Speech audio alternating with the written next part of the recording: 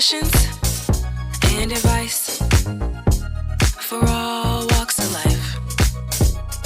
With JayMariee and Blu, we've got topics just for you, bringing it all to light. With vividly vocal. With vividly vocal. Hey everybody! Hey y'all! Welcome back. This is JayMariee And this is Blu. and welcome to Vividly VividlyVocal. Before we go into the topic, you guys, y'all know we always have to hit the highs and lows for this week. I'm gonna go first because I always say, Blu, you want to go first, but I'll go. My high this week right now is I really been popping on Twitter right now. One of the a big content creator actually followed me on Twitter. A big sim creator right now, and I was just really honored. I was excited. There's another one right now that's like watching my series like crazy. So my YouTube channel's popping. For a low, I don't know. I just been I've been tired. I really have. From last update about the medications I've been taking for this cyst, it's been making me extremely nauseous and tired. So hopefully, once I go back to the doctor, they'll let me know what's going on, if I need to have surgery or not. I'm gonna keep everybody updated with that one. Mm-hmm. But that's my highs and lows. What about yours? My high is I got Beyonce tickets. Yes. Day before yesterday on Saturday, and they're still on sale. I don't know why they did all that pre-sale bullshit if there was still going to be a regular sale, because during the pre-sale the tickets were higher than they were during this. It's open to the public now. If y'all want tickets, it's open in Houston. They have so many available tickets. I'm like, what the fuck? Really? Yeah. How much are the tickets now? Like, are they cheaper? My section is sold out, but Period. As you freaking should. it's not a special section. Oh. But they have good seats in the 100 section for like $525. Floor seats are like $800.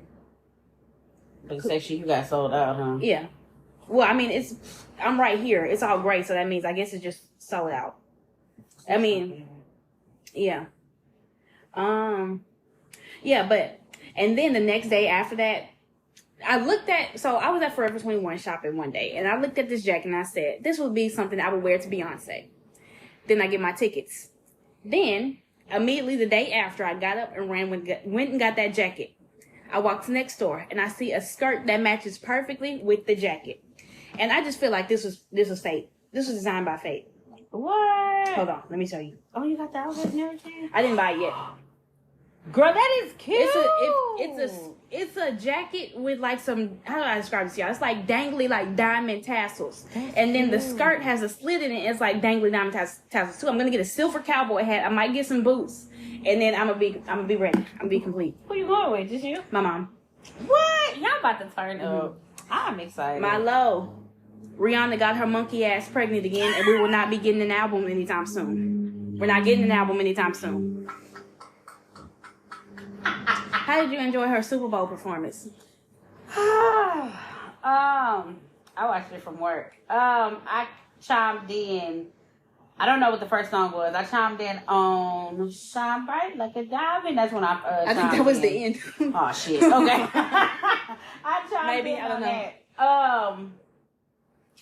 I mean, it wasn't all that, but it was okay. Yeah. I was singing loud as hell up at work. So I wasn't expecting too much from Rihanna, but then I noticed her tummy. I was like, maybe she just didn't lose the baby weight, because that baby young as hell. That baby was just born in May last year. But then the picture started coming out, like she was holding her son. I'm like, this bitch is pregnant again. Like, she's really fucking pregnant again. She fertile, ASAP fertile. It's a whole lot of fertileness going on. But they had a lot of people on Facebook talking about Rihanna just like these bitches in Beaumont. Rihanna is a billionaire. She can do whatever the fuck she want to do. Exactly. She can have 17 babies back to back to back to back, and they'll be okay. Are you hoes billionaires? Like, what the fuck? I do got a low. And I just want to say, Ruby Rose, can you stop picking on my girl? That's what the fuck I was. It's right here. Halle Bailey, Black Queen with an ain't shit ass nigga. Oh, God damn it. Before we get into it. God damn it. God damn it. God damn it. I've been on Twitter and I just been really upset with the fact that DDG really ain't shit. Ain't shit. He ain't shit. He had an ain't shit ass bitch. And it's, I just feel like him crossing roads with fucking Halle, I just feel like Halle can do so much better. She deserves so much better. She's about to get a Disney chick. Exactly. Like, the girl, I listened to someone she's an indigo, which means she's an indigo child. She can predict the future. She said, this nigga ain't no good for her. Halle about to get a Disney bag, and that's very, very, very long money. And he only around for the fucking money. Facts. So, and Ruby Rose, she weird. He wrong for sliding in her DMs, but she weird as hell for whatever she did on Twitter, you know. Girl, talk about your bitch is wearing my shirt. Why are you looking so damn close? When was that your permanent shirt? Right. It just... They stopped selling them shirts, whatever. Like, oh, I got the only shirt. Like, how did you even know that? She was like, you would have to go look, be like, enhance the image. I feel like she been jealous of that relationship. Ben. He won up on her, but I just, again, first of all, I feel like he should never went on social media and said all the girls are the same. That's where this all started. At all, yeah. Like, I don't think Halle even... Halle is nothing compared to fucking Ruby. Oh, come on now. That bitch, come on. We can't compare all the girls being the same. And she in the fucking Twitter hyping it up. Talking about, oh, I like Halle, but DDG weird. Girl. Whatever. And my last low is, I've been really anxious about World War III, so I've been in my own bubble trying to figure out how to make a garden, how to stock up on supplies, how to do this and how to do that. Wait, what's happening? I guess I haven't been entwined. It's not on the way. I'm not saying it's officially on the way, but I'm getting ready for it. The news been talking about it, or are you just getting ready, period? Both. What the fuck? What have I been? Was it recent news? Hold on. I don't know how to explain it to you. Now you got me nervous. Okay. I guess I'll have to start getting a garden together too with spinach. No, but it might be nuclear war, so it won't work. What the fuck? So an outside garden is gonna have to be an inside garden in a minute. Well, I don't know. I don't know when it's gonna happen, but it might be on the way. That's all I'm gonna say. Well, I'm glad you said something about that. I guess I've been out of twine with everything. But oh Jesus, I'm gonna have to get into it. But y'all, that is our highs and lows for the week. So let's get into the topic. And this topic is something I feel like pertains to women, men, cat, dog, frog, rabbit, and muskrat. It is self-worth. Self-worth. Y'all wonder, what is self-worth? A lot of y'all get self-worth and self-esteem a little confused. But we are about to sit here and talk about our experience with self-worth, what we feel about self-worth, our opinions, and, just kind of get into the nitty-gritty. So my first question is to you, Miss Blue, is, what is your definition of self-worth? The internal sense of being good enough and worthy of love and belonging from others. Self-worth is often confused with self-esteem, which relies on external factors such as successes and achievements to define worth, and can be inconsistent, leading to someone struggling with feeling worthy. You must have been in my notes. No, I got it on Google, just like Me too. Well, literally, that's what mine is. I was literally about to say the same thing. But to somebody else, self-worth is something that a lot of us, first of all, women lack. Not all of us, because a lot of us have a lot of good self-worth, but it's the ones that are, how can I say this without being mean? You give your all into it, and again, you lose your self-worth. They don't know their worth. They don't know what they're worth. Yep. Don't know their value. This is something we lack. I'm going to say we. Well, yeah, I'm going to include myself in the we because I was once that person who I lacked self-worth. I didn't have self-worth because I was wrapped up in a man. And that man had me so wrapped up in him. It took me a lot to be who I am right now and the woman I'm still becoming. So, yeah, that's the term to sum it up for you guys. Why do you feel as though self-worth is important? self-worth is very important. A lot of not having self-worth leads you to a lot of dangerous or bad places. How do I say this? Why is it important to have self-worth? You value yourself. Right. You gotta at least give a damn about yourself. Some people don't give a fuck about A themselves. figgity fuck. They don't Couldn't give a give fuck not one. by how they dress, how they look, how they smell. You know, a lot of y'all be walking around here smelling piss. Y'all can't. It's too early to start. You know what? I actually got an example to throw at y'all. I bet y'all be like, God damn, again. Toon was a very awkward individual who did not have self-worth. If somebody spat at him, he just felt like he deserved it.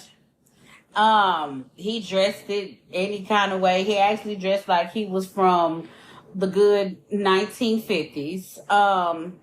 Well, he acted like he was Tito Jackson. Marching in Selma. He smelled any kind of way. He never really understood the definition of proper hygiene. It was just a lot of things that, was really concerning. He put himself in a lot of situations where he would pursue people who did not give a fuck about him. He would be friends with people who did not care for him at all. And he would just stay in that situation because he literally told me, he said he doesn't think he deserves better. He has no self-worth. At all. He didn't feel like he was worthy of being in a relationship. He didn't feel like he was worthy of things. But, it be the ones that be holier than thou. And, he just felt like, well, yeah, I always say God gonna make a way. Don't get me wrong, I love God. But, his dad, again, I don't know what God he praised at this point. I know my God is in heaven. I don't know. One is down the street at that church down there. That or whatever shrine is in his goddamn closet. One of the things. But he lacked so much self-worth. He was it was all over the place. And me being the person I am, me being the friend I am, I tried to help him. I tried to let him, get him to see the brighter things on the side of the world. Like, I remember one time me and Blue brought him to Ross. And he wanted to get a whole outfit change. Well, he wanted to give him a makeover, to put it simply. Mm-hmm. I got an outfit. I think I got a couple outfits, and JayMariee got a couple outfits. And we put it on him. And you would not believe the transformation. We called good brother Jody, FaceTime him. He was damn near crying because he looked normal. He looked like a normal, average person. When literally, we were taking pictures of him. And you know what he said after that? I don't think y'all have my best interest. Okay. Well, never the fuck again. We are never going. But then he turned around and said, "I'm gonna give you $1,000. I'm gonna give y'all $1,000 and go to Ross." Why the fuck would I need to spend $1,000 in Ross? $1,000 in Ross. You're fucking. What the fuck? I had another friend. I ain't gonna say this name, but we gonna call this one, the Wall Whisperer. I'm gonna put my glasses up with this one. The self-worth that this person had, I feel like he didn't know how to have self-worth. It's just like he found love in places where he found love in the gutters, in the trenches, behind places that only dangerous people. Love in a hopeless place. Rihanna singing that yesterday. We found love in a hopeless place. That's what he was finding. I'm telling y'all, the trenches was calling his name. But it was just like, again, me being a friend, I tried to help him find that because, he lost a lot of things. And as me being a friend I am, I felt obligated to try to, at least teach him or show him like there's somewhere over the somewhere over the rainbow that, it's hope there, like you can get yourself together. Like you can make a difference in yourself. Stop, letting these niggas fuck you like a rag doll. Stop being a rag doll. Stop being this, stop being that. But you can't help somebody that don't want to be helped. Mm-hmm. And I didn't have friends that didn't try to teach me and show me, you know, self-worth. And it's still a work in progress because, you know, I love myself. I'm beginning to love myself a little bit more. I do have, you know, the battles when I face about me and my weight. But I see, you know, a lot of these men out here are loving these big women. And it's still a battle for me because, you know, that's just how I am. I've been teased about my weight since I was in elementary. So it's just like, you know, it's still an ongoing battle for me. But again, me being a friend, I ain't got no self-worth. Well, I do. I'm working on it. But I'm working to get myself with self-worth. But I'm trying to help this motherfucker and he don't want to be helped at all. You got to be careful for people like that. Friends like that. Like, let me test to see if you have self-worth. Hey, bitch, come get in my car and I'll pump you for a cheeseburger. You gonna get in the car? No. Well, you have self-worth. That cheeseburger sounds good though. On the $1, $2, $3 menu. Get in this car, bitch. I'll buy you a hot and spicy and a basket of fries. You gonna jump in? Okay, so my next question is as Black women, how do you feel about, this is off my paper, but how do you feel about Black men tearing down our self-worth? Horrible. Horrible. I don't associate with niggas like that. Sometimes when Black men try to talk to me, they think I'm mixed, or they think, you know, because I'm light skinned, that how I'm a more biracial. A more, I don't know, like they think light skins are like different from regular Black. Like we're all black. We're all Black people. Yeah. But I don't like when niggas say, oh, ooh, Black women this, or dark skinned women. I'm like, no, nigga, pause, because. And they want. Have you heard of passport bros? Who? Passport bros. The fuck is that? It's a term on TikTok where these niggas who can't get women in America go to a foreign country and get a wife from, let's say, China or especially the Philippines. Really? Yeah, they try to go, or Brazil. They try to find the women in Brazil, but they like, One nigga got arrested in China because I think he killed the girl. What the? Wait a minute. Hold on, let me put that down. I've never heard of this term before. Passport bros? Since these Black men can't find a wife in America, or a submissive, quote unquote, Black woman, they go find a more submissive, maybe Asian woman or in some other country. That's creepy. It's creepy. Fuck. It's horrible. But it's just like shit. Why would somebody be submissive to you? My thing is, right, exactly. Like, if you can't find a woman out here, why is there a reason why you can't find a woman out here? And in other countries, they don't play that shit. They be like, a man is supposed to put something on the table, so what the fuck you gonna do? Yeah, like, what are you gonna do for me? Right. For me to submit to you, what am I gonna do? What you gonna do for me? Exactly. But then that's what I feel like also, a lot of Black men go to white women because white women are more submissive than Black women. And I feel like, as far as self-worth, that's something that really tears a lot of us Black women down. Well, not a lot of us, but some of us, because, you know, imagine being with a man all your life and he's cheating on you with a Caucasian woman, and it's just like, well, damn, like, you know, what's wrong with me? Like, what does she have that I don't? And the first thing I always hear niggas say, well, she holds me down, or she's there for me, she listens. Okay, well, I listen too, but you be saying some bullshit. Right. But me versus her, she gonna tell you what you want to hear. Yeah. I'm gonna tell you what you need to hear. It's a big difference. That's why you going to fucking Sally Mae, because Sally Mae gonna tell you everything you need to hear, gonna rub your feet, cook your dinner. I can do that too, but you're not about to, you're gonna miss me with the bullshit at the same time. So go ahead and go to Sally Mae. But, you know, it bothers my self-worth, because it's just like, well, you know, goddamn, I'm not worthy enough to be with you, or, you know, you'll pick a white girl over me. Like, I really don't care, because you can go be with a white girl. I don't have a type. I would like to have a Black baby, but if I have to have a mixed baby, then that's fine. So you don't have a type? I'll date outside my race, yeah. I wouldn't mind it, but, you know, after two shenanigans about about dating outside of his race, it just makes me. I mean, I can experience it outside, like by myself, but you know, I don't know. It might take for me to go out there and view it, and I'm just open to anything.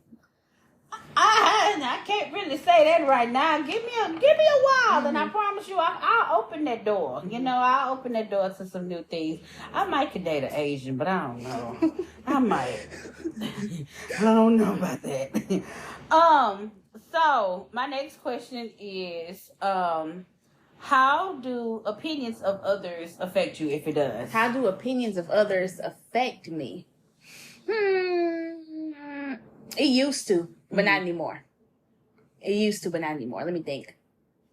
I feel like people perceive me to be very big, like very mean, like a fighter. I'm not a fighter at all. I don't like fighting people. I don't like seeing people fight. I don't like arguing. I don't like doing any of that. But if you force me to, then that's another thing. But I just feel like people perceive me to be very mean, very quote unquote bougie, very quote unquote stuck up because I don't kiss ass. I've never been an ass kisser. Like, that's just been me. She's like, not enabling. Right. Ever since I was like in high school, people fucking hate me because I was just, I guess you could say a quote unquote lone wolf because I didn't give a fuck who fucked with me. Right. I was still good at what I did. I did what I wanted to do and nobody could control me. And that's just what it was, you know. I mean, sometimes I would be like, man, is it really me? Is it really me? But I could not see, what am I doing wrong? What am I doing to hurt other people besides just being me? And it just felt like, well, if you don't fuck with me, then don't fuck with me. Right. Because the people who really gonna fuck with you, they'll fuck with you the long way. Right. I feel like when it comes to how people opinions affect you or me, well, I'm gonna start off how, you know, when people, because I done dealt with this, right. So I gotta speak on how I feel about my best friend. So I'm gonna talk my shit. When people have their opinions about Blue, it's just like, you know, y'all don't, it mind boggles me because a lot of y'all will say so much about Blue, but have y'all actually got the time to know who Blue is? But the thing is, it just all boils down to jealousy. And it just leaves it at that. Accurate.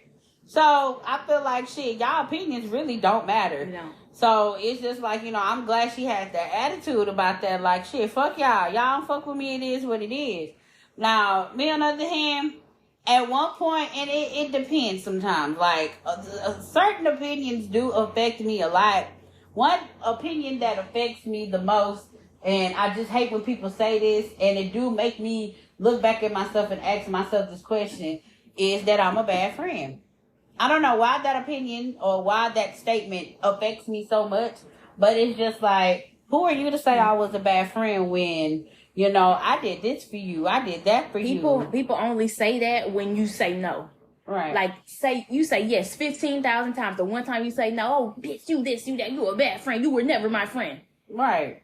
The fuck, they say that because they know it'll hurt you because you take your loyalty and your nurturing very seriously. I do. And, you know, I'm down for the people that's down for me. And, you know, I just feel like, you know, that statement, that opinion right there. I mean, yes, it's your opinion. Yes, that's how you, yes, that's how you feel. But it's just like, it's not true. Right. But now I'm to the point where it's just like, please paint that motherfucking narrative of how you fucking feel, what you feel. If I'm the bad guy, please let me be the bad guy. That y'all said Jesus was a bad guy. Hell, y'all said Nikki was a bad guy. Like, you know what I'm saying? Like, come on now. Like, y'all want everybody to be the bad guy. But my question is, what are you? You look in the fucking mirror and see what you are. I don't know. That's just an opinion that affects me. Well, it's starting to not affect me because it's now like, shit, that's my quote now. Yeah. Paint that narrative. Please paint it. You could shit on it. Do what you want. I mean, if you feel like I'm the bad guy, shit on it. Wipe your shit on that narrative. Paint it. I don't care. You can paint it with your piss, my nigga. I don't care. Do what you do. But you can never sit down and say that I was a bad friend. That's just an opinion that will always affect me. So before I go into any more points, I want Blue to start giving her points. What do you think are the dangers that come with having low self-worth? The dangers that Yeah. come with it. Yeah. With having low self-worth. What can happen if you have low self-worth? I feel like, okay, that's a good question. I feel like with having low self-worth, you are open to any and everything. Yeah. And when I say that, you can literally fuck a crackhead on the street.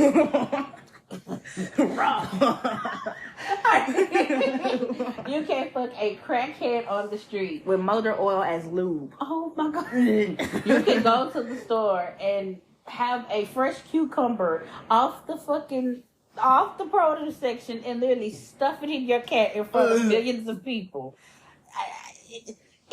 It's like once you lack of that, it's like you have no morals. You have no fucking understanding. You are willing to do any and everything to try to fill the void of self-worth or try to, how am I trying to say it? To, make yourself feel okay with yourself. And it's just like, no, it's not okay to go fuck Harry the crackhead. He just started a whole line and you mean to tell me you about to go fuck this man and this motherfucker has the clap back. Like, come on. You heard they got a new strain. I think gonorrhea is called super gonorrhea now. What the fuck? Yep. That's not funny. What the fuck? It's mutating. People are not getting treated. It's mutating. That's so nasty. Y'all make it so uncomfortable for people to have sex. Like, wrap it up. Please put a condom on it. But what are your answers to that? I feel like in this famous TikTok quote, I don't know her name, y'all bitches be weak in knees. Stand up! Stand up! Oh my God, like the dangers of having low self-worth. How many times you done seen a woman, a close friend of yours, get involved with a nigga who she know ain't shit, who ain't never gonna be shit, who do shit, who do shit to her, who she gives every excuse in the motherfucking world. My God. And she still stay by his side, 10 toes down. I was one of them. That's why I'm like, ooh, y'all be stuck. Do it be the poisonous, venomous dick y'all be getting inside of y'all full of parasites and, Jesus Christ, we gotta get it together as black women, Caucasian women, Hispanic, all the women that listen to this, we have to do better. We cannot allow a man to tear our self-worth down. Yeah. Point blank, period. We cannot. You put your trust in that nigga, stupid hoe. How you think, y'all? We can't, y'all. I know you love the nigga, and I know the nigga been there since you been locked up for stabbing his baby mama. I respect that. No, I don't, but I respect that. But no, while you was locked up, did you know he was still dicking that bitch down? I just... We can't obligate ourselves to do that. That's something I forgot to touch on accountability. Shit like this. You know that nigga shit, not shit. He ain't never gonna be shit. Ooh. Why are you fucking with him? Ooh. A lot of women think they don't deserve better. Right. And it's like, I remember somebody was talking about, well, I don't know if I should go with this person or go with this person who's giving me all this love and attention and flowers and nice things and trips and shit. This other person tells me I ain't shit to my face. It's like, well, what's the hard decision here? What's the problem? Oh, well, I love him. But it's just like, what? I love him. But it's like, what the fuck? It's like y'all, some of y'all don't think y'all deserve anything. But like I said, self-worth is a muscle. You have to keep choosing what is best for you, no matter what your heart telling you. You need to make a decision with your brain. Is this the best decision for me? Is this going to turn out good in the long run? Right. If the answer is no, keep it pushing. Right. That jailbird is replaceable, I promise you. Or that crackhead. That dope dealing, fucking shooting ass. Get away from that shit. Pew, pew. Oh my God. And this girl, she probably don't listen to podcasts at all, but like I see, she has a son. And I see a different man on her Facebook every single month. My God. Bae this, bae that. Oh, having the baby cuddled up with the man. It's a different man all the fucking time. And I'm just like, stop. Ooh. In my head, I'm like, stop. She's like, my man. I go to the man's page. He not posting a damn thing about her. Almost went under this table. He posting about basketball and shit. Meanwhile, she tagging him and shit. He not responding. Ooh. She got pictures of him up, cuddled in the bed and shit, and he don't give a fuck. Ooh. But you over here, my man, cooking neck bones and oxtails and a fucking gumbo and shit, saying my man eat good, cooking a seafood boil for a nigga who don't do shit for you. Meanwhile, you talking about some fucking, I wish I could be taken on a date. I wish my man would give me flowers, nigga. He don't give a fuck. I was just talking about oxtails. I'm sorry to interrupt that, but oxtails be sounding so fucking good. I bullshit you not. That's crazy. Because I have another scenario. They have a girl that I've been following on Facebook, TikTok, Twitter, and Snap. But I follow her on Snap mainly. I bullshit you not. It be niggas galore. One time, this girl posted a couple of her exes. And I just feel like this is so weird. Mm-hmm. She was explaining in each snap. I stopped fucking with him because... Well, I stopped fucking with him in 2019 because he didn't suck my pussy right. Then I started cheating on him. And then I'm just like... That's another thing. Y'all gotta stop using the internet as your fucking diary. Because don't nobody need to see all that shit. That's another symptom of low self-worth. Sharing all that bullshit don't nobody need to see. Y'all be so comfortable with going on social media and just saying the shit that y'all be wanting to say. Like, for example, oh, fuck that bitch. She live with her mama. She be wiping asses Monday through Friday. Fuck that bitch. Okay, so what does that have to do? How about you post your things? I don't have a job. I stare at my walls. I get fucked in my ass raw. Getting pumped nut in by 7 different strangers. Oh, that doesn't sound nice, huh? That doesn't sound so nice, huh? So you don't post your business, but you want to post somebody else's alleged business, right? I feel like the walls talking to me. But we are here to say that people be so comfortable, but that's their way of them finding self-worth. Right. Looking for validation in others. Y'all gotta stop that shit. Ooh, that actually ties into this. Y'all be seeking validation so much from people. I have seen a person get so mad because a friend of a friend didn't validate them, quote unquote. So they start beefing with that friend because that friend didn't want to be their friend because of the fucked up shit they did. Right. Right. What the fuck? Like, how do you get mad because you're the fucked up person? And then, again, like I said last episode, we create these facades in our head. You're pissing on the motherfucking canvas with your crazy ass. And you're doing I guess I'll just piss on the floor. Piss on the floor. I'm pulling my panties out like a hoe. Piss on the floor. Like, we're creating this canvas, and it's like imaginary shit going on. It's just like, all because you're upset because this person didn't validate you. This person wasn't accepting of you. Mm-hmm. Because now that this person is not accepting of you, you're bougie. Yep. You're sedity. You're the kiki bitch. So she didn't compliment the obituary on your wall. Mm-hmm. Or we didn't compliment the extension cord on the ground. It's just things that that wasn't complimented, and we feel some type of way about it. Like, don't get me wrong, we're not here to talk about anybody as far as like obituaries and stuff, but it's the principle. Yeah. It is the principle. Y'all just gotta stop looking for validation and love in the wrong places and get mad when it don't be given to you. You know you're not gonna get it from there. You're not gonna get the source of your happiness from there. But you still looking anyway, looking hard for that, but it's not coming, and you still have the audacity to get mad. And also, you can't get mad because you're over loving. Let me not say over loving, but I'm just gonna say it. You're over loving a friend, and you're not letting your friend be. You're just your friend. You want your friend to be your mother, your auntie, your uncle, your cousin, your backdoor neighbor that be fucking you on the side of the road. I don't have a penis, but again, this is not my scenario, but I don't have a penis, but I can't do the things that you want me to do. Placing a burden that's not yours to bear. Exactly. You have to find your own self-worth, and you have to sit down and get yourself together. But then again, when you sit down, it's like you've been looking at the four walls for so long. What the fuck then? The walls start talking, the ceiling start making faces and shit. The goobly gobbly monster comes out the closet and wants to have a sit chat talk with you. You're cooking for the motherfucker. Like, When maybe you need some fresh air, but what if the trees start talking to you? My God, like I don't know. Snuffleupagus gets around the corner looking at you, Oh waving my at your God, ass. that's Snuffleupagus. That was a good one. At the end of the day, we're just, self-worth.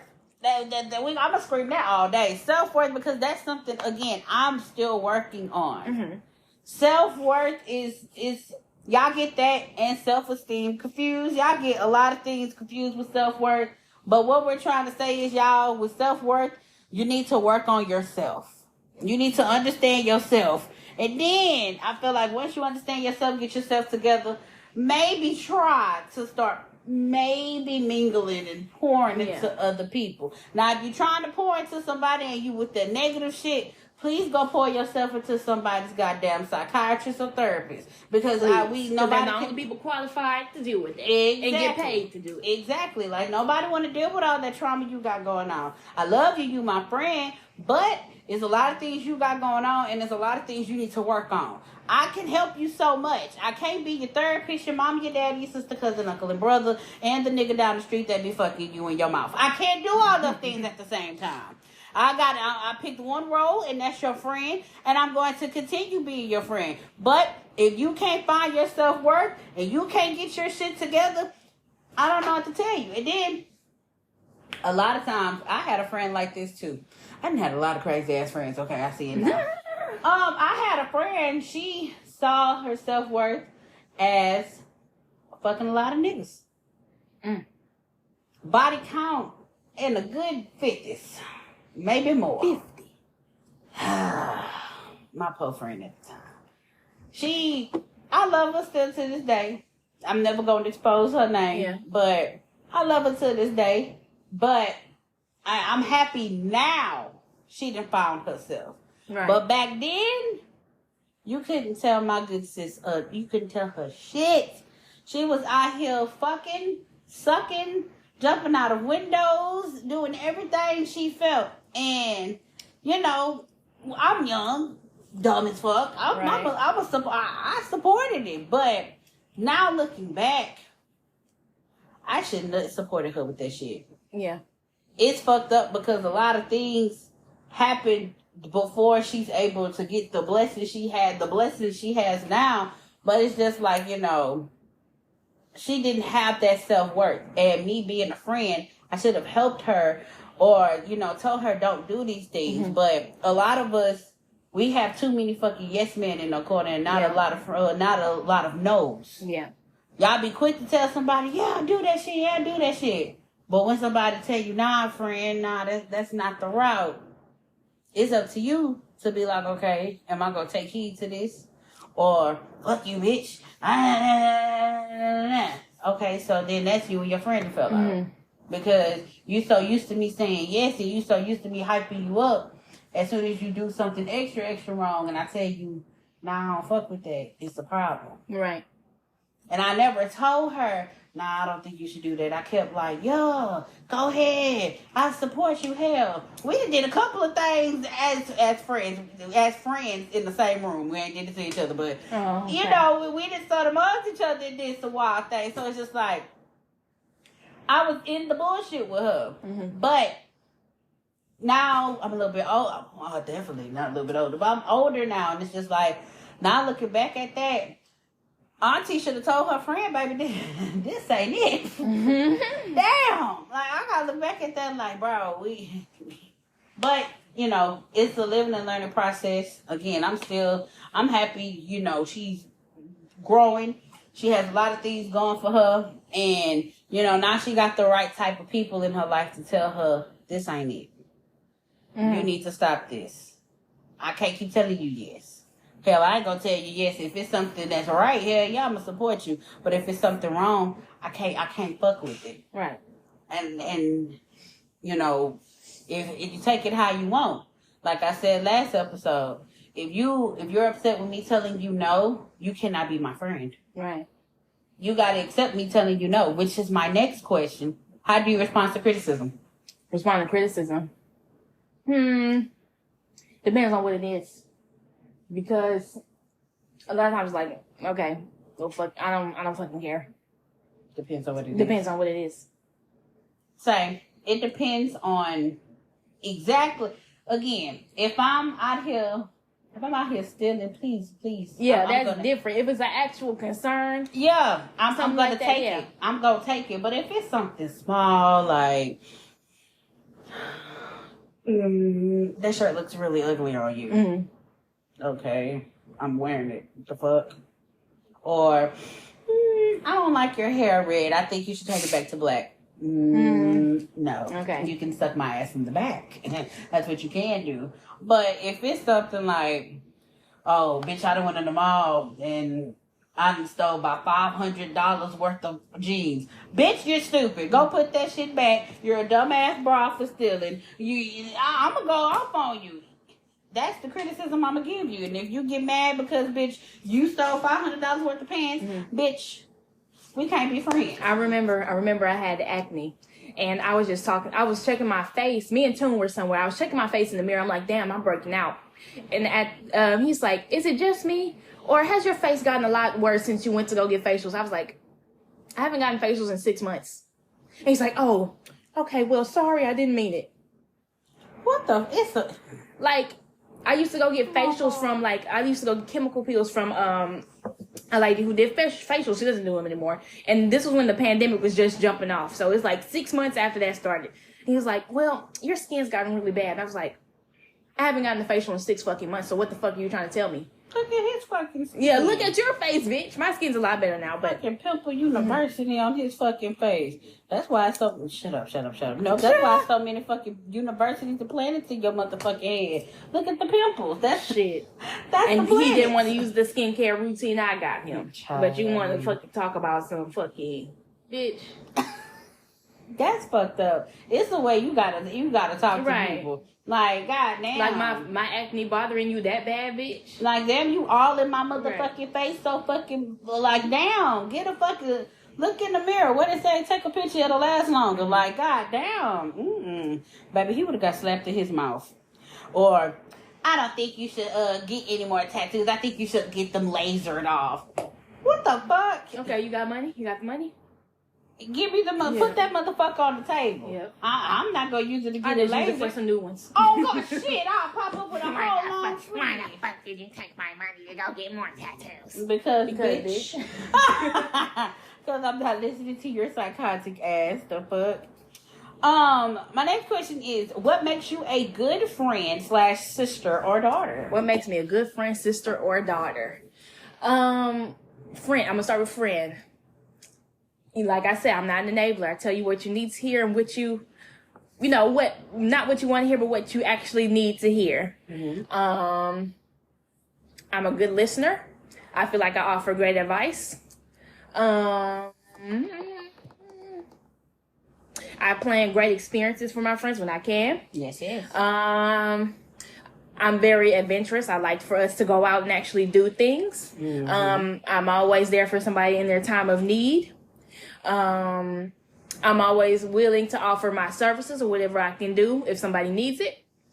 A daughter or sister, like basically the same things. A daughter, I'm always there for my mom and I'm always there for my sister if she needs me. Right now she's texting me about going to Chick-fil-A or some shit, but I'm probably not doing that. But I probably will end up doing that. But that's about it. As far as me being a good friend, I feel like I'm very nurturing. Speak of the fucking devil, she texted me right. She's gonna live a long time. I'm very nurturing. I'm not gonna say I'm like the mother of my friends. I'm just gonna say like I really like I care. I care so much to where if you needed the shirt I had, I would take this hoe off my fucking body and give it to you. And I'll be out here looking like a BBW stripper. And I would be okay with that. Wait, BBW. I was about to say. Oh my God, I remember on Facebook. Have you seen that video? I think it was a stud. She had her shirt off and she just had shorts on and shit. I don't know. I'm going to have to find it. What the fuck? No. I don't know. She was naked at a gas station. I'm so terrified. But it's a perk 30. I'm gonna pop a perk 30. Perk 10. I'm Hey, gonna pop a perk 10. yo. And that song was in the background. Wait a minute, That no, just you gonna have reminds to me of show me that. that. I don't know where it is. But what else? What also makes me a good friend is I am really a good listener. I mean, when you need advice, I'm definitely gonna help you as much as I can. You know, if I experienced it, I definitely you could come to me with it. Like I have been through a lot to say I'm about to be 30 next year. I've been through a lot, and I just feel like if you're going through something I done went through, I haven't went through, I'm still able to help you regardless. Like we're gonna walk this motherfucking dog together. Like. I'm there. I done seen my friends in their darkest moments, and it's just like, what happens between us stays between us. And I'm that person. I feel like, loyalty is everything to me. Mm-hmm. Loyalty and being honest and being there is very extremely important to me. Now, good sister and daughter. I feel like I am a bomb ass daughter. You can't tell me shit. I might talk shit. And I might roll my eyes a little bit. But I bend over backwards, forwards, upside down. I do a fucking cartwheel butt ass naked. I am a good ass daughter and I damn sure am a good ass sister. Right. When you need me, I'm gonna go get it. Regardless, I don't care if you all the way in fucking Africa and you need me to send you some motherfucking money. I'm going to go to goddamn Walmart and send you some money. I'm gonna do it. I don't give a damn. I think I'm pretty okay. As far as that. What else points do you have, Miss Blue? If you have overcome poor self-worth, what are some things that worked for you? If I overcome it? Yeah. Have you overcome it? Yeah. And how did you? I haven't. Did you make a little progress? Mm-hmm. I think I am. How? Not. Okay, hold on. That's a good question. I'm not. I just want to talk about it. I'm not allowing myself to be with just anybody. Yeah. That's something I'm really working on because I'm so used to settling for less. I'm so used to settling for less, settling for whatever presents itself to me because, a lot of people say, people shouldn't have a type. I have a type. Mm-hmm. And it's a certain type of man that I do want. Mm-hmm. And I feel like I shouldn't settle for, again, Harry the crackhead. I should not settle for him. I don't want to settle for him. I want someone that fits my stilo, fits what I want, fits the requirements I need. And if you don't fit it, I hate when people try to fit what you want them, what you want in somebody. Exactly. That's just like a friend. I don't have a lot of requirements for a friend as long as you're loyal and, you like traveling, you like doing stuff like that. But if you don't fit that description, it's okay. We can work around it, but don't try to make yourself fit into something that cannot and then resent fit. Me because you're not who I want you to be, or exactly. whatever. And then when you resent me, I'm all type of fat bitches. I'm all type of Bozo the Clowns, A. Dustin Hawkins. I'm all these type of people that you want to say I am, and it's just like, it's just a certain type. First of all, it's a type of man that I want. You cannot make yourself fit into the hole. And you either too big or you too small. You gotta have the key. You have to have the right key to fit in. It's just like the Cinderella movie. Glass slipper. You have to have these type of feet to get in this motherfucking glass. If you ain't got these type of feet to get in the glass slipper, then bitch, we don't need to be together. Mm-hmm. You cutting your toes and shit and bleeding, and you go. But you're not the bitch I'm looking for. Exactly. I mean, that's just how it is. Mm-hmm. But. That's something I'm working on, and also learning to say no. Right. I have the baddest habit of saying yes. Mm-hmm. Even if I am down, if I'm way in Houston and somebody say, hey, I need you to come to Orange right now. Can you do it? I'm learning to say no, but the old me would have been like, yeah, I'm on my way. And would have been flying down I-10 to go to Orange. Right. It's a process of learning to say no. And it's the process of not settling for any fucking man that waves his penis, shows his booty hole, which please don't show your booty hole to me. No, that's automatic disqualification. Or that pisses please don't piss on me. That's horrible. Oh my God. I'm not Young Miami. Please don't do that. Oh my God. Or just period. I mean, that's something I'm working on. That's one of the things I was gonna say. It's okay to be a single Pringle, y'all. It's all right. you don't need to be with somebody every single, moment or stage of your life. Y'all need to, a lot of y'all don't really know yourselves, so you need to be alone, but a lot of y'all don't want to face yourselves because you need a nigga right next to you or a bitch right next to you to focus all your time and attention on. Almost went under the table. What they don't tell you about having self-worth, knowing your worth, is a lonely experience because a lot of people not operating at the same level that you are at the time. So it's lonely. It gets lonely. And so, of course, you get tested to be like, man, why don't you just go play with the rats for a second? But you regret playing with the rats. You regret playing with the rats. My man, I knew playing with the rats wasn't the good thing to do, but you did because you were lonely. Or shit, laying down with the dogs, like, fucking, I'm gonna go roll with the dogs, get up with police. Yeah. Like, I don't, again, a lot of y'all settle for, I'm tired of using Harry. Shit. I'm sorry, crackhead Harry. I don't even know who the fuck that is. Y'all settle for dope dealer deal who be slanging that crack to Harry. Okay. And y'all think it's the cool thing to do. Yes. Like, y'all wanna, this hood nigga shit, I don't like it at all. Like, I don't know, like, niggas be ruining our communities, pushing that dope, pushing that crack, pushing that whatever. Yeah. Weed, I don't care. But everything else, like, they be ruining our communities. These niggas are really shooters. These people really die for this shit. So what if, God forbid, you get caught in the crossfire of a shootout or some stupid ass shit like that? What if the police raid the house because the nigga staying with you and he got his stash, he put you away for 20 plus years? Y'all think that hood princess shit is It's not cute. It's not cute at all. That shit is not cute. It's a dangerous lifestyle. But shit, that goes for some of these bitches, for these niggas too, with the type of bitches y'all be trying to deal with. It be the ones that be like, oh yeah, she a savage. That bitch done went to jail.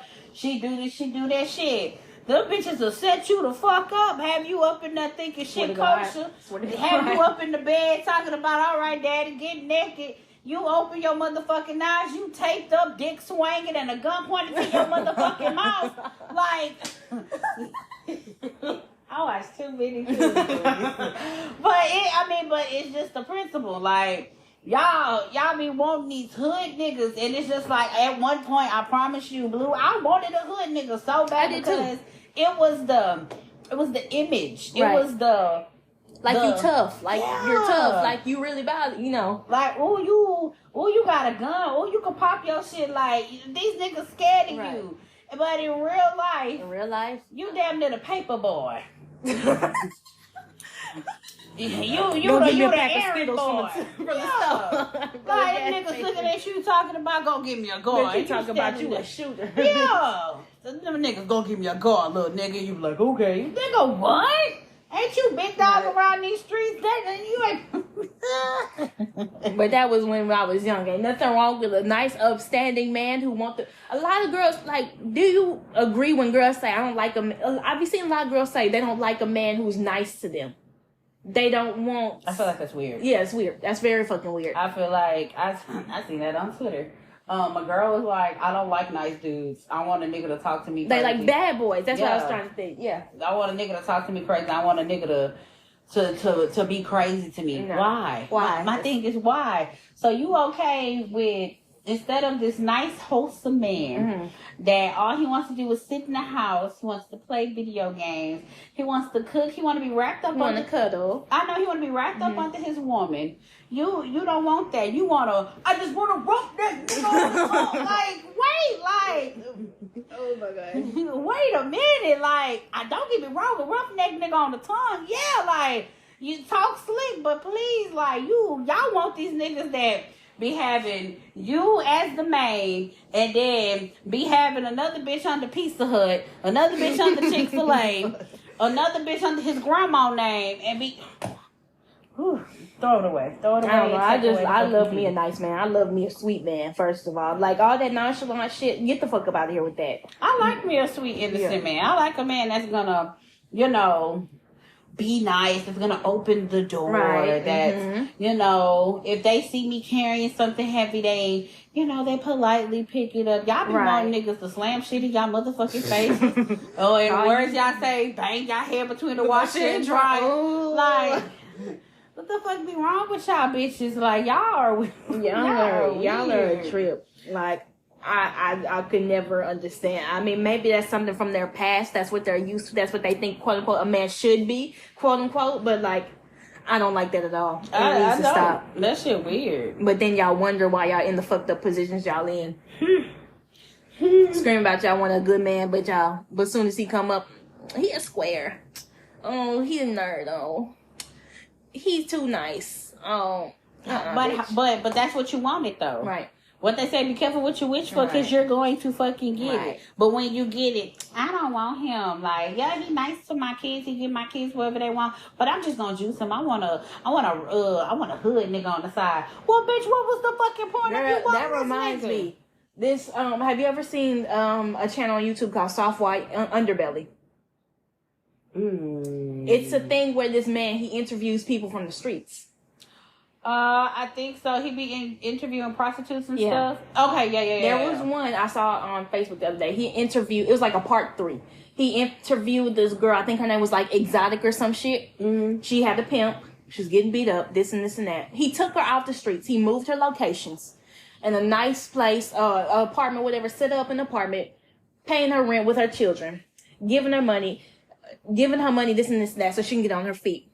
This bitch calls the pimp from the other side of America, invites the pimp to come live with her. He's asking, his name is Mark, the interviewer. She asked him for money every single day, hundreds of dollars every day, and it gets to the thousands. He's like, okay, stop. We're gonna go in here and we're gonna do the studio and we're gonna do an interview. And she just sitting there like not even giving a fuck. He's like, so the money I've been giving you, where has it been going to? Things like what? For the kids. And he was like, oh really? So the apartment's in his name. So he went up there to look to check on her because she wasn't saying shit. So he went and he had the keys to the apartment. He went in there, sex toys, no children things or anything. What? She supposedly had children. So she's looking around and there's like evidence of a man living there. And he's like, is your pimp living with you? Yeah. Has the money been going to him? Yeah. Why did you invite him across the country? We asked you to change your cell phone number. You didn't want to change it. So you invited this nigga in your house, basically. So I don't know where the kids were. I don't even think she has custody of her kids, honestly. So why did she invite him over? Did she say to keep her to I don't know, to invite her pimp? I don't know. What the? I don't know. It's just, I guess things I've seen on that channel, like it's once you're used to, it's hard to get out of that life. But the girl just didn't give a fuck.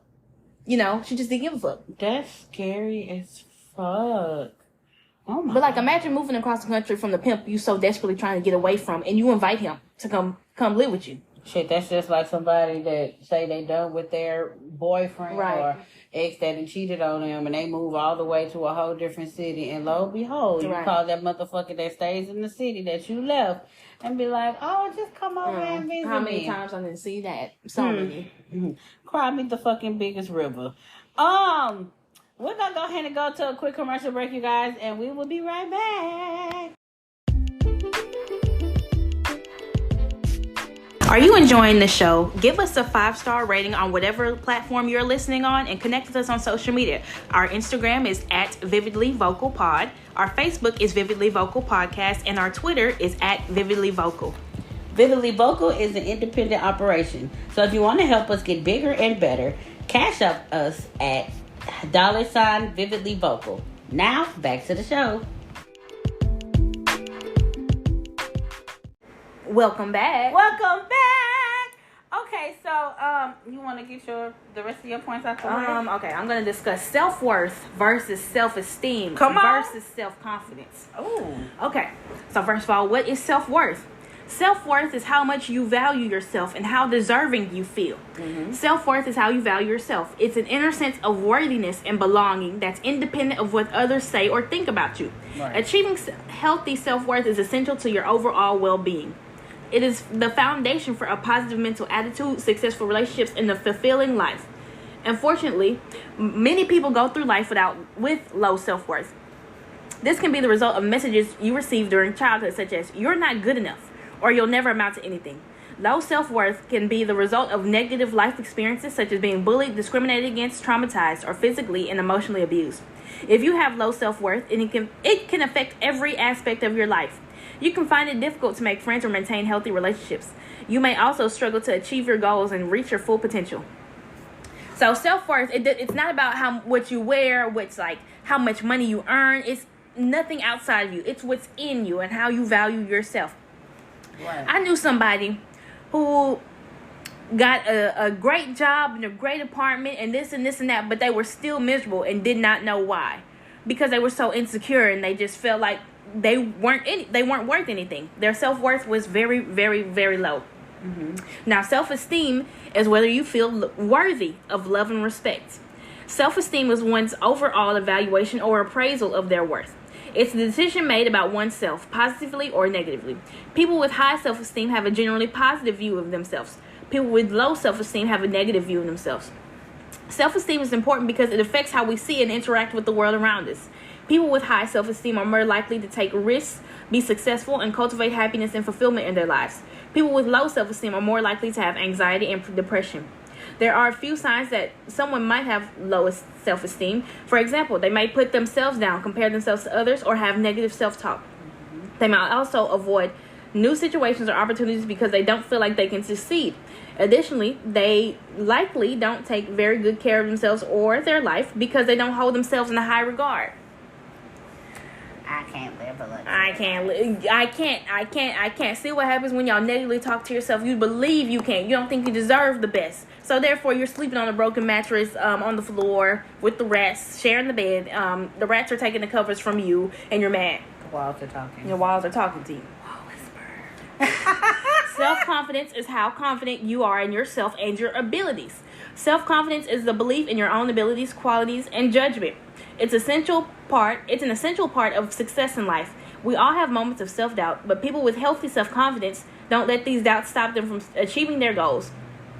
If you're not sure if you have low self-confidence, here are some signs. You're always second-guessing yourself. You doubt your abilities. You're afraid to take risks. You avoid new challenges. You compare yourself to others and feel like you're not good enough. You got some good points going on. I like that.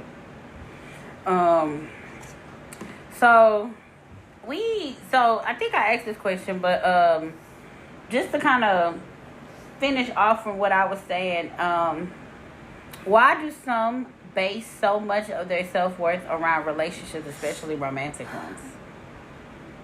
Because they're afraid to be alone. They're afraid to work on themselves. They don't want to work on themselves, so they want somebody else to love them or build them up or something like that. I feel like it has, I think I said this some episodes ago or on Dive Deep, but I feel as though a lot of the reasons why people lack of self-worth when it comes to relationships is because of mommy and daddy issues. Yeah. I feel True. like, you know, some people didn't have that father figure in their life, or some people didn't have that mother figure in their life. And, you know, that does bring down a lot of self-worth, and you look for that person in your partner. Right. I've had that before. I've been mother. I've been mother. Me too. And it was just like, you know, I got to protect my cub at all times. It went from, the relationship becomes weird when you start feeling like you're the mom. Right. It's like, you know, yes, this is a loving relationship. This is my man. I love you so much. But once it becomes me being me playing mommy, Yeah. it feels uncomfortable. Like, Right. I got to teach you this. I got to teach you that. I have to do this. I have to do that. And don't get me wrong, you know, your mother is very active in your life, but it's just like I still have to play that Right. role of something that your mom didn't do or wasn't able to do for you at the time.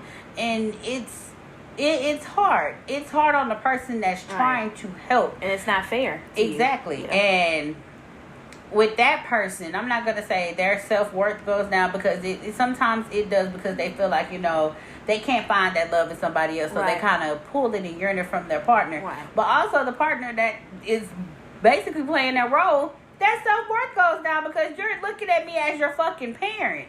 You're Right. not looking at me as your lover. Yeah, you're looking at me as your mom. You're looking for someone to care and provide for you. Like, I'm not sitting here about to play mother of the fucking year. At the end of the day, I mean, your mom probably wasn't there, but I can't be mama and your girlfriend. I can't be mama and wife. That's weird. I'm fucking Right. my fucking son. That's nasty. Right. I remember being in a relationship where I was in love and I was wife, boo, boo bae, honey boo boo child, whatever you wanted me to say, do or whatever.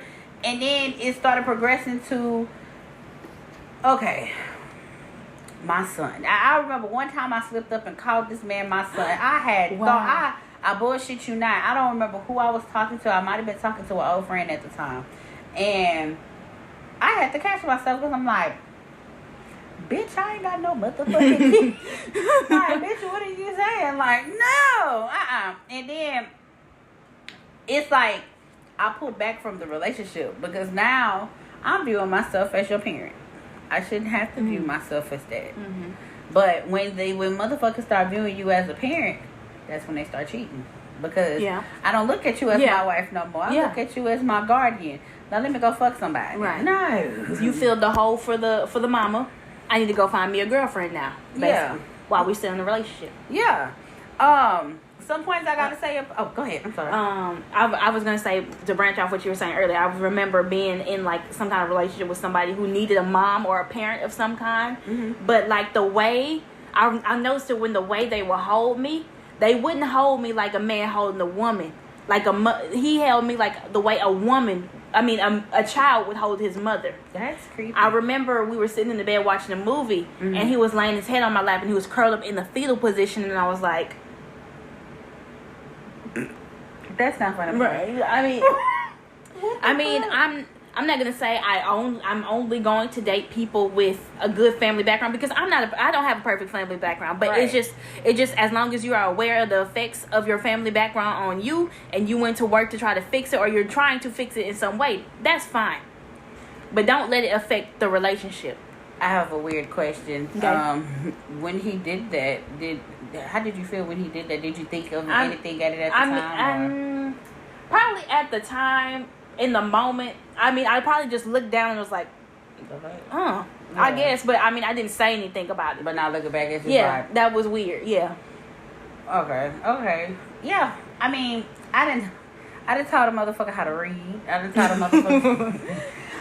motherfucker how to wash clothes. I didn't sit here and play, like, I didn't play mama. Literally, I bullshit you not. And as far as the holding part, with a badass kid in the store and they want something really bad and the mama want to go pay for it, so the baby holds the mama around from the waist. behind. I done had that before too. That's a meme. Like, I think it was when the PS5 came out. Like, and them niggas was holding their baby around the waist. Y'all playing the mama role.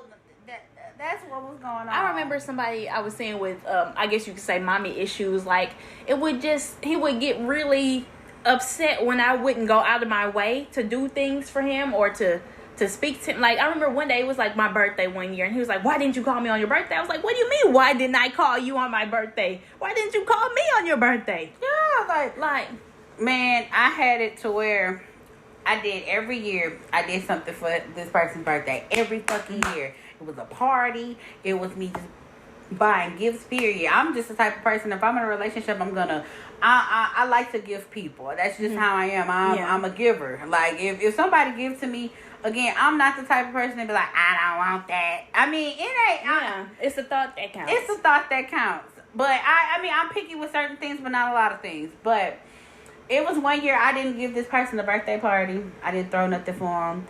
I'm normally the type of... go to Chuck E. Cheese or something?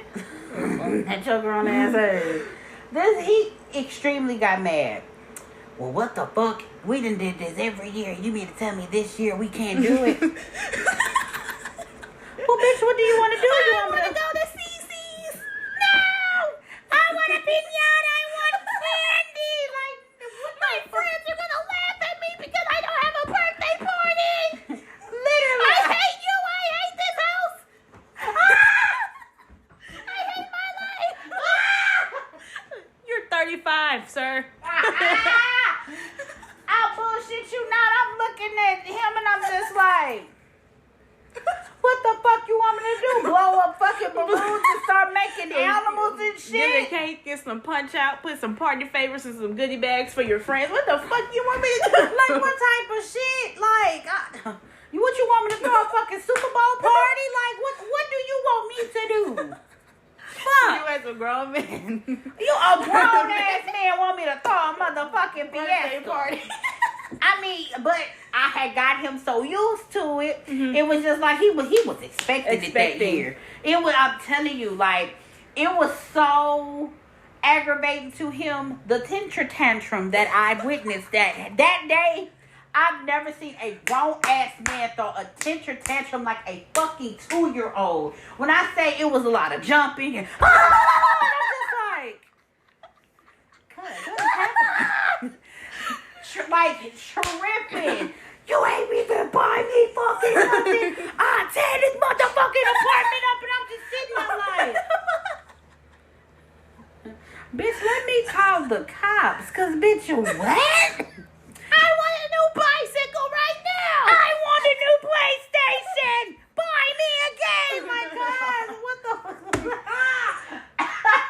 Like, what the fuck? You didn't even gonna come set up a party at Chuck E. Cheese for my birthday. I want to meet Chucky.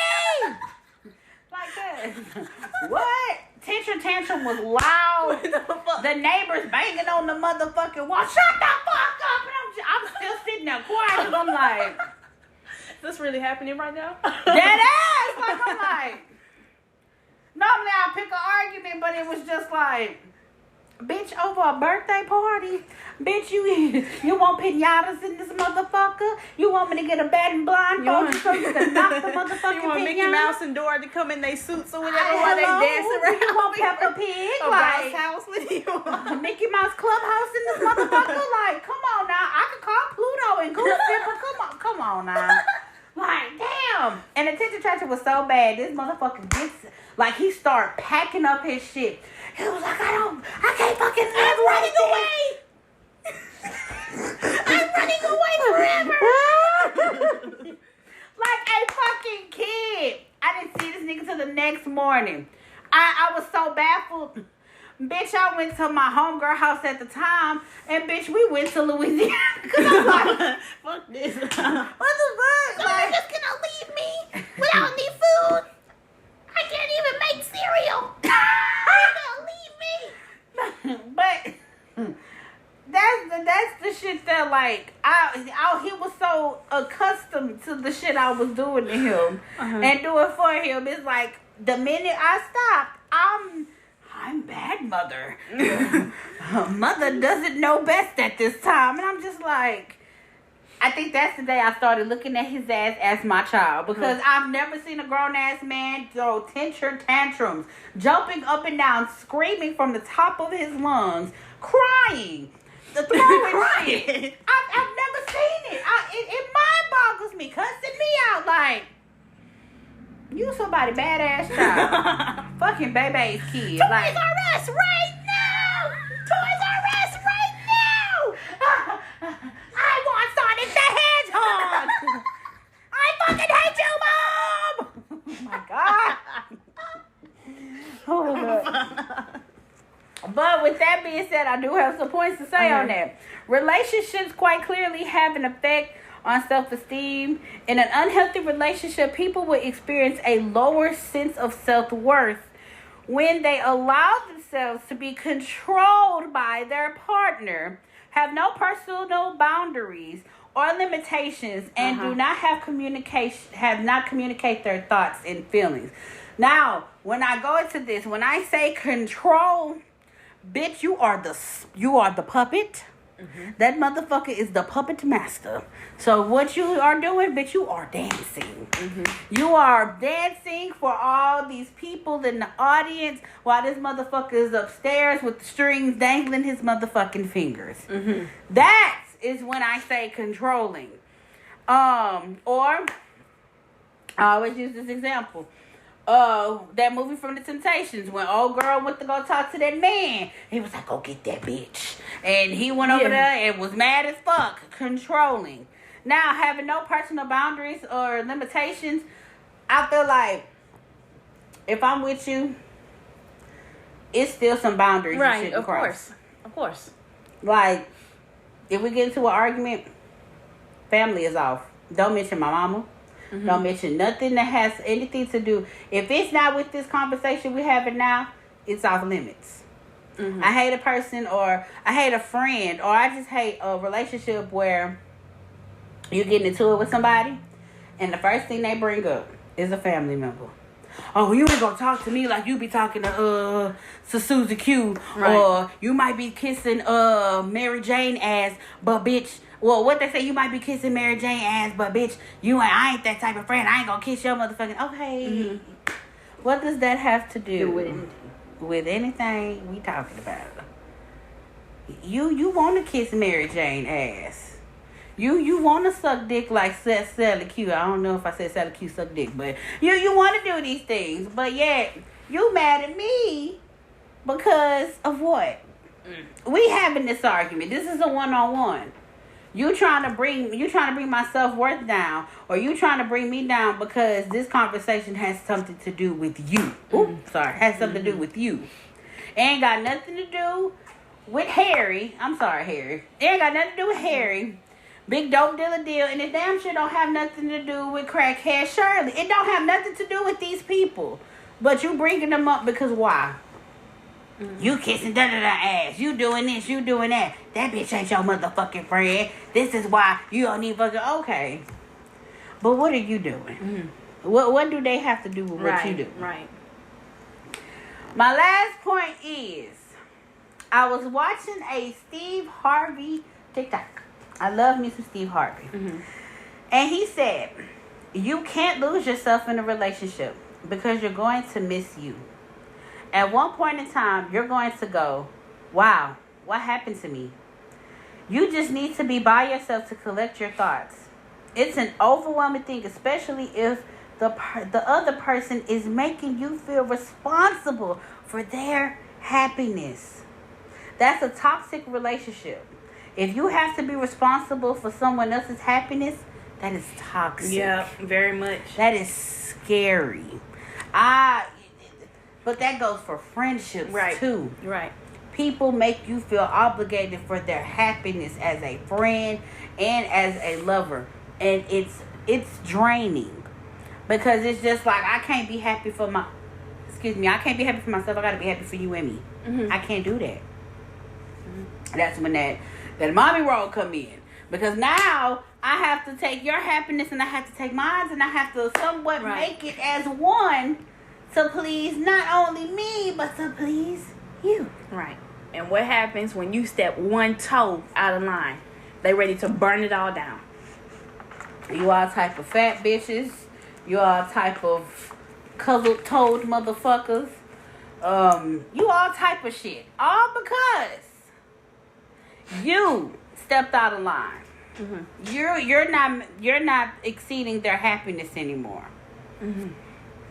See the word. Damn shame. I got 2 more things before we can end this. I have the 12 pillars of lasting self-confidence. Be more self-aware. Pay attention to the way you think, feel, and act. Get to know yourself. Acknowledge your values, beliefs, and strengths. Be comfortable with who you truly are. Be willing to feel your emotions. Understand the positive intention of every kind of emotion. Realize that no one is better than you. You are amazing just because you are you. There is none like you. Be authentic. You're 100% yourself. Being authentic, you get 0 competition. Look at your accomplishments. What have you achieved in your life? Count your successes. Take action. Take action anyway. You'll be okay no matter what. Be empathetic 24/7. Everyone is trying to have their needs met.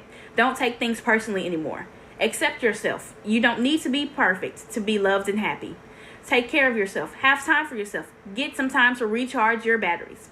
Practice this skill. Practice the skill a lot and you'll improve on it. Self-confidence heroes. Look up to 2 or 3 of your super self-confidence heroes. How would they behave in your situation? And my last question. How do you build self-worth? How have you built what you have so far? How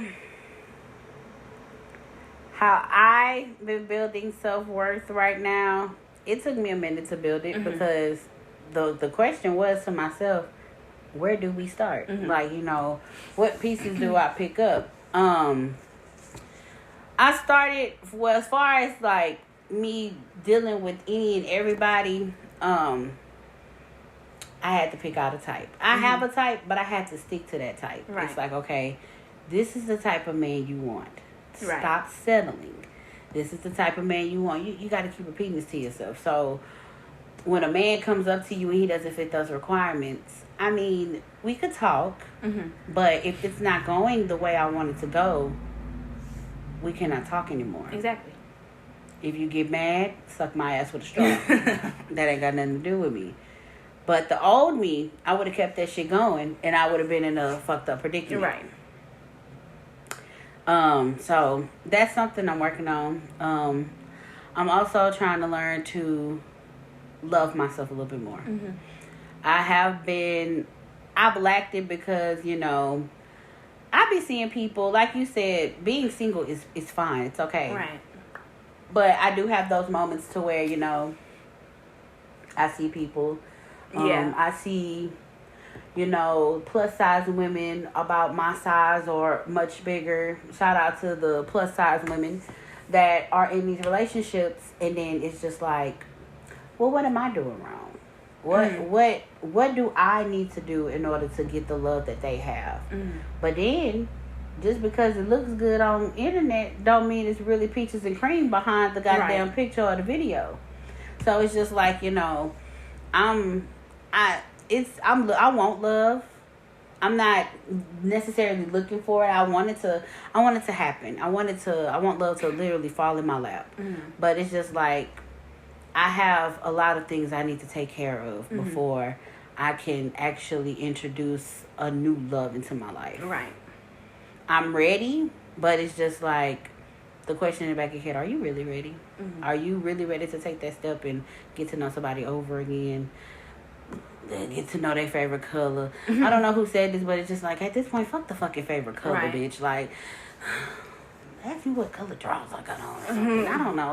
Like, I just, you know, it's a difficult thing for me because, you know, when you're so used to somebody for so long, getting to know somebody different or getting to know somebody new, it's draining. Right. It gets bothersome because it's just like, bitch, you probably ain't even gonna be here long. Like, you learning all this stuff about me, and ain't no telling.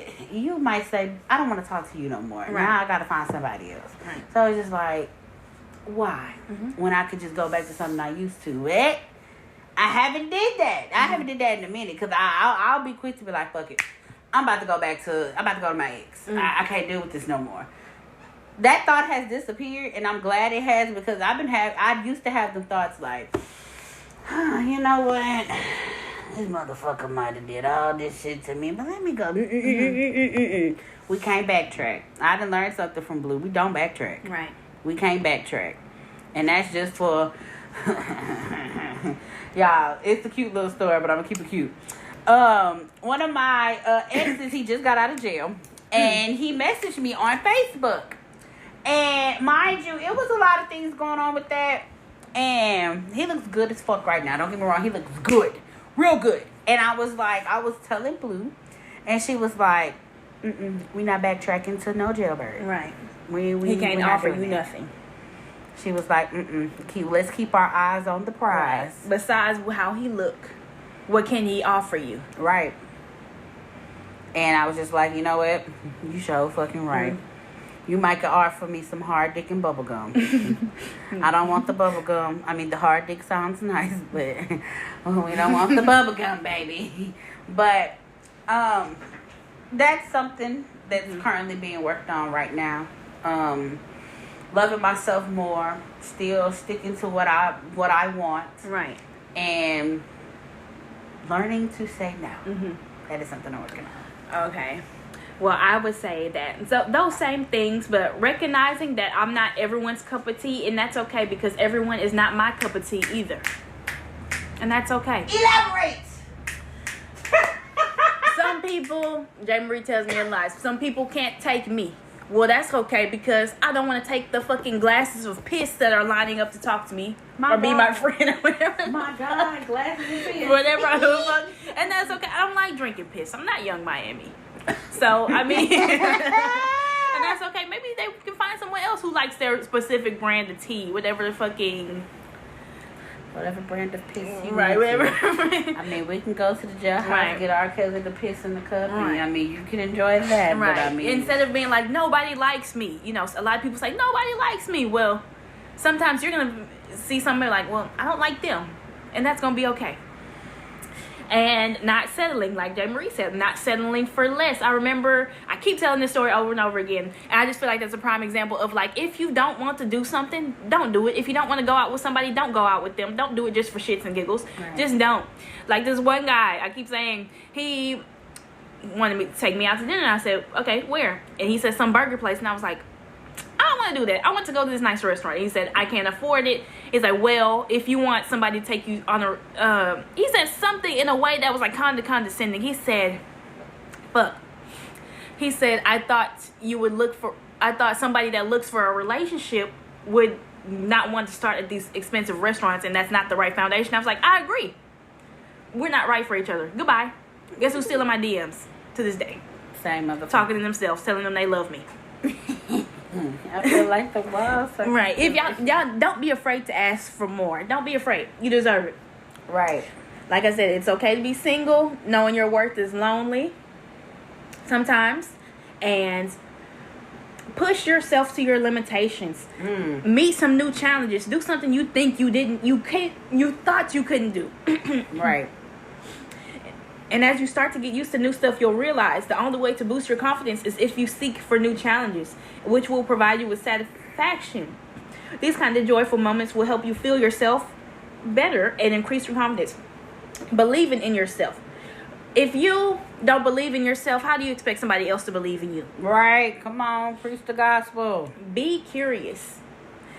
And like in connection with the first one, if you push your limitations, you must be curious. You have to seek new opportunities for your self-development, which will be a part of your confidence. FEAR, fear. Face everything and rise. I love that. I love that. Ooh, I love that.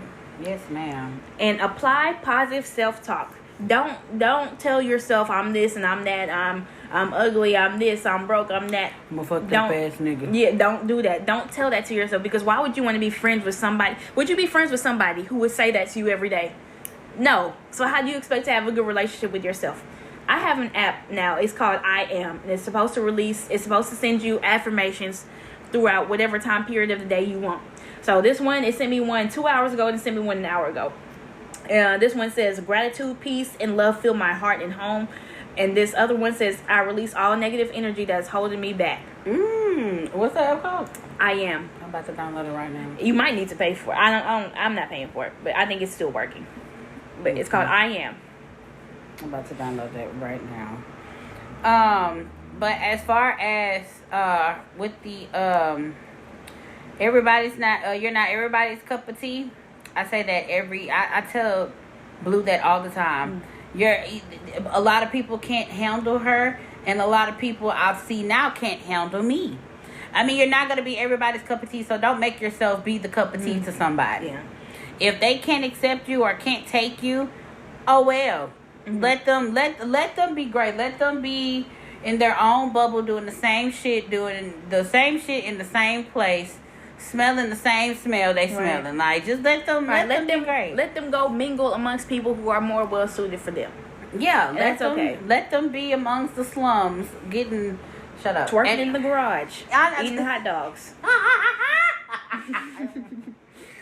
But is that it, Miss Yeah, that's Blue? it for me.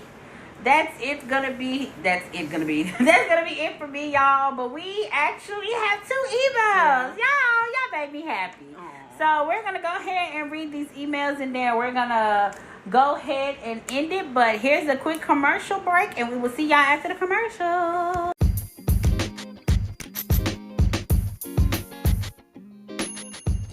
What's up, you guys? It's JayMariee, and of course, we are at a commercial break for a moment before we get back to the topic. But I wanted to let y'all know that I have a YouTube channel called Chunky the Gamer. If y'all are not entwined or y'all not subscribed, make sure y'all subscribe. Make sure when you go to the bar at the top of YouTube, type in Chunky the, not THE, but DA Gamer, and I'm going to pop up, you guys. I have so much content coming to that channel, but make sure y'all go ahead, like, comment, and subscribe, okay? And make sure when y'all get there, hit the notification button, and let me know in the comments if I sunshine from the podcast, all right? Love y'all guys so much. And I will see y'all on the YouTube channel. Okay, first email. Stuck. Stuck in the middle. Hey ladies, sorry I haven't been emailing back. I had so much drama going on and had to really just sit down and analyze a lot of my life. It sucks that siblings can't get along for the sake of the family. So Susan and Mary have seen each other since the last email, and I just want to say it wasn't pretty at all. So after Susan told me such an extreme secret, it's really been tension between the two. Recently, we just had an anniversary for our aunt and uncle, and the family wants to have everyone there because they have been together for such a long time. Well, Susan reached out to me and said she didn't want to go. Well, I want all my siblings to be there, and I know our parents will want us to show our faces. So I told Susan to please come. She hesitated at first, but she eventually agreed. So we arrived to the event, and one thing about our family, when we have events, we go all the way out. So, of course, many people were there. We had a very good amount of people, about 800 people in one sitting. Damn. My aunt and uncle is very well known in New York. So many people wanted to show their faces at such an event. Not to plug the podcast, but spread the podcast amongst those 800 people if possible. But my aunt and uncle is very well known in New York, so many people wanted to show their faces to such an event. So I arrived and immediately went to look for Susan because I know she didn't want to be there at all. She was standing by the bar kind of to herself, so you can tell she was kind of looking for me, and then when she see me, she smiled. Very happy to see my sister. Mary was at the event, but she was mingling with friends and family members, so she didn't know I was there. Susan told me that Mary did walk to her and told her to make sure she keeps it civil, whatever that means. I asked her what did she mean by that, and she was like, every event we have, she says that because she doesn't want Susan to tell what happened. She fucking knows. Every single event. So this has been an ongoing issue. So that tells me you know what you did to your sister and you have no remorse. I wanted to scream so bad sitting in front of Susan when she told me that because, Mary, you are a sick bitch. Susan at this point starts shaking and she's like, can we go please? And yes, because I don't like anyone being uncomfortable. Just as we were leaving, we see Mary talking to people, and when she sees us, she kind of looked upset but kept that smile, if you get me. She excused herself from who she was talking to and walked over to us and asked where we were going. I kindly told her we were leaving because Susan didn't feel good. She looks at Susan and it's like she was trying to make her stay. I don't know, but I felt so weird about that look. Susan kept her head down and said, yeah, we are leaving, so please excuse us. Mary kind of stepped back and said, well, I hope you feel better. The tone in her voice was so scary. We get to my car and Susan gets a text and she's like, can we just leave, please? I'm confused, so I immediately get in the car and we drive off. She reads the text message to me and I'm really just furious thinking about it. She told her that she looked amazing in her dress and that she better not say anything to me or anyone or she will do something she's going to regret. What the fuck is happening to my siblings? I have to tell someone. Please help me with this because this is getting out of hand. What can I do? Who can I tell? I can't hold this in anymore. I'm going to snitch. I'm going to it's going too far. It's going too far. That's weird. It's too much. So you know what you did to She knew. And she said at every single family event, she says not to say anything. So how long has this been going on? So she been new. She been new. Like, it's not, you can't even chalk it up to like a childhood thing of something like, so she knew she did it and she feels no remorse for it. That's scary. I would tell. Yeah, I would tell. I'm sorry. I love you, Susan, but it's just like, I gotta tell. I feel like you should tell Susan first and be like, look, we can't keep this secret for too long. We need to tell somebody. And if she hesitated at first, I just would start talking. I'm sorry. Right. And to say you're my sister, like, it's too much. Comfortable and she's threatening you. Do something. What are you gonna do, bitch? What are you gonna do to me? Talk about you look good in that dress. And you're still a sexual. No. Sing like a bird. It's getting too much. It's too much. Sing like a bird. Please let us know what happened. Please, sing, man. Well, she said, who can she tell? Who can she tell? What can I do? Who can I tell? So the question is, who is she going to tell? Who's going to believe her? It's the question. Because this is not coming out of Susan's mouth. This is coming out of this baby's mouth. So it's just like, okay, I'm here telling Susan's story. And I feel like the first thing they're going to say, well, why is she not here to say it? Because she don't feel comfortable with telling y'all. Well, Susan got the text saying that. Right? I feel like y'all should bring it up to the parents. I feel like the parents should be the first one to know. And we just go from there because Mary needs to be addressed accordingly. Right. And tell Susan, do not delete the text messages. Right. Because, you know, when people get hesitant and they get scared, they instantly, like, delete the text messages. I'm like, oh, no, we're not going to do this. And if you were smart enough too, baby, I would take a screenshot of her phone and have that together. And if she decides to delete it, you have the proof. Right. You see what's going on. So, at least you have the proof. And if she, don't let her see you take a picture of it because, you know, don't do that. Mm-hmm. It's not that serious. No, do it. Yeah. Do it. Take a picture of it so if she does delete it and y'all do bring it, she's like, oh, well, no, it's nothing. Well, I have the proof. And you pull out your fucking phone. Mm-hmm. And if Mary act crazy, then she needs to be put behind bars. Yeah. That's nasty. I say tell the parents and then we go from there. Now, if Mary get crazy, beat that bitch up. Mm-hmm. That's horrible. All right. The last email, and this is actually from a new person. It says, hey, girls. Hey, all the way from Canada. She sent the flag, and she said Canada if you didn't know the flag. The Maple Leaf flag. My God. Just want to say that I enjoyed the podcast. The podcast gives me a mixture of this podcast my cousin put me on called Poor Minds. Really? I like that podcast. And Black Girl Podcast. This is the second or fourth time somebody said this. Yeah. Both amazing podcasts. I heard you guys were helping people from emails, and I feel like I can give it a try to see if you guys can help me out. 2 months ago, I went on a date with a guy I see almost every day. We were close to each other. We've met for Netflix and chill 3 more times. We chat every day. We went on a walk earlier afternoon. He insisted on that. Walked for 5 hours talking. We had dinner afterwards. Took me home and things escalated quickly. We had sex. I initiated it. It was 100%. It 100% wouldn't happen otherwise. He said a lot of shit about us being in a relationship in the future. Fucking weird, I know, first date. I told him that I don't want anyone to know shit in my workplace, and we agreed on being extremely secretive no matter what. From what I know, he has a bad reputation. He stays with a girl, oh my God, for less than a month and then disappears. Knowing that, I can't trust his ass, so I expect nothing. I'm more than fine with a casual relationship. My friends say I'm stupid, that I can't see that he wants more than a casual relationship. I just turn him down too much. Some said that I'll be the one hurting him, so I have to walk away. I believe he's playing because he's a player. Also, most of the things he says don't make sense. The first sign. Oh, here we go. First of all, I'm the only girl he went on an actual date for a walk in 5 years. He also has asked on multiple occasions if I talk to other people just to see where this is going. I told him I don't trust him, so I can't be trusted either. I have a bad reputation of ghosting and I can easily disappear. He was really offended, but at least he agreed that he can't be trusted. He also said that he never asked me to be trustworthy, but saying that I'm not isn't okay. He never fucking gets out of his house. He has an extreme schedule and follows it to the T. Works out a lot and does the same 3 things all week. I'm an addition to his schedule. I can bend it somehow. He will say yes no matter the day. He picks me up and we talk and watch a movie, sex, finish the movie, and gossip for 3 hours.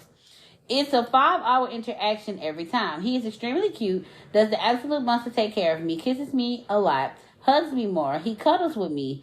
He said he hasn't slept with another person in years. He doesn't cuddle, he said. He cuddles with me. He won't let me leave in the morning because he wants me to stay a little longer. He got out of bed and run to me just to kiss me before I left in the morning. He fucking complained that I didn't kiss him goodbye before leaving. He won't initiate dates though. It's always come to my place to watch a movie. Red flag. Mm-hmm.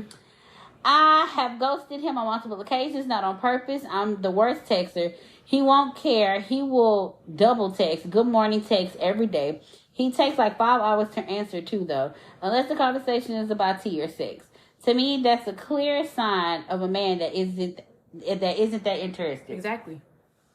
Last week he complained that I never asked if he's okay. I never did even when I knew he was sick. I only cared about his dick. About his dick, he said. I answered true.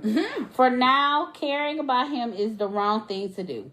No matter how many times I've tried to sneakily ask about us, he fucking avoids it, saying it doesn't matter what I want. Doesn't matter what I say. Red flag. Exactly. I told him that our thing isn't serious, and he fucking asked if I blame him for that too. What does that even mean? I didn't reply for 2 days. He texts first again, but now he's weirdly cocky, replies less. Pisses me off. Honestly, I don't know if it's my fault or he's losing interest. I don't know what to do. I feel like the man that wants more than a casual relationship will do something about it. Are those signs that he wants more than a sex-only relationship, or is everyone delusional but me? You already got it. You already laid out the red flags and everything. He has a reputation like that for a reason. To me, his beliefs, his thoughts are very inconsistent. His actions are very inconsistent. Right. And he only wants the thrill of the chase. He's baiting you. Like you said, when you would ghost him on accident because you're a bad texter, you'll text him back. He'll wait 5 hours to text you back. He wants the thrill of the chase. Don't believe the hype. Don't believe it. He has that. I was about to say that. Don't believe the hype. He has that reputation for a reason. Baby.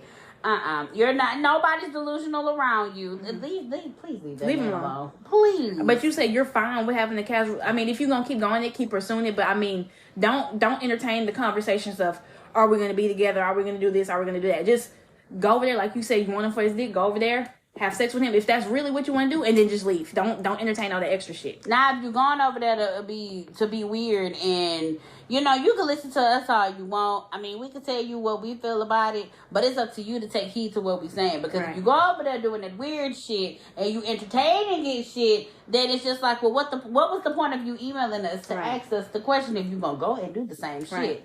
So please take heed to what we're saying, because it just sounds like this shit is about to turn for the. It's gonna turn. Like you said, you believe turn. he's just playing because he's a player. There's a reason he has that reputation, and he's very inconsistent right now.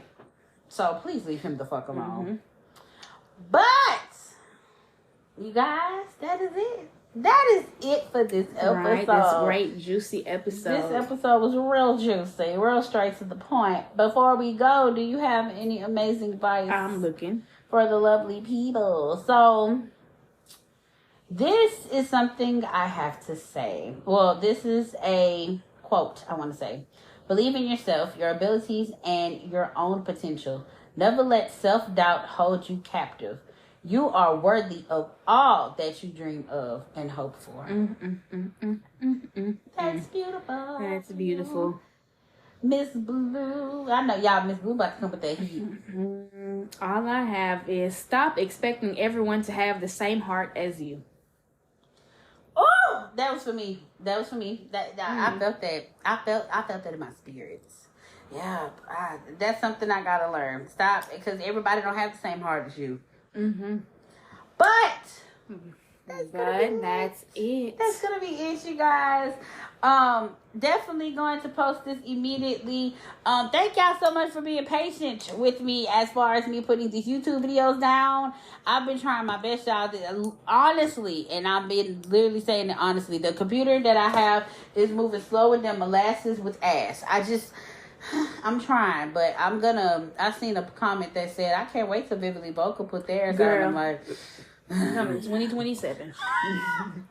No, it's not, y'all. Don't believe Blue. It's gonna be out, y'all. I'm gonna try to work on it tonight. Well, this week since I'm off, so I'm gonna see what I can do. But that's gonna be it. This is JayMariee, and this is Blue, and we will see you guys on next episode. Bye. Bye.